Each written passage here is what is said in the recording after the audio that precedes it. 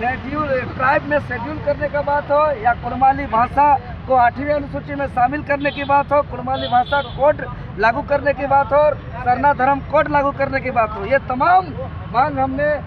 रखते हुए बातें किया। तो उन्होंने खुद इस बात को सहमति दी है कि 1947 के बाद जो भारत सरकार अभी तक अनुशंसा किए हैं या कहीं से कोई माननीय न्यायालय के माध्यम से जो जजमेंट है उसके बाद का दस्तावेज लाइए, क्योंकि वो तो 1913 का जो हमारा गजट का बात करते हैं या 1931 का जो हम लोग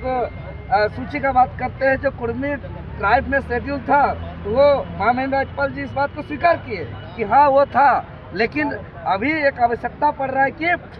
1947 के बाद का इधर का जो भी डॉक्यूमेंट है, सारे डॉक्यूमेंट महामहिम राज्यपाल जी मांगे हैं। हम लोग बहुत जल्द 1947 के बाद का जो भी हमारा सपोर्टिंग डॉक्यूमेंट है जो हमारे फेवर में है, वो आदिवासी कुर्मी समाज के जिसके नेतृत्व अजित महतो के नेतृत्व में जो हुआ, उसके साथ हम लोग महामहिम राज्यपाल जी को हम लोग सौंपेंगे और उसके बाद हम लोग भारत सरकार से वार्ता करेंगे। और ये लड़ाई जो है कि हम लोग का अनवरत चलते रहेगा। साथ ही साथ झारखंड प्रदेश में हम एक और ऐलान कर दे रहे हैं, राज्य के अंदर बहुत जल्द आंदोलन होगा। और उस पर भी चूँकि देवेंद्र नाथ महतो कोई विशेष जाति और कोई विशेष धर्म और कोई विशेष समाज का हम नेतृत्व नहीं करते हैं। कहीं अगर मुंडा समाज का अधिकार की बात हो तो देवेंद्र नाथ महतो आगे आकर के लड़ता है, चाहे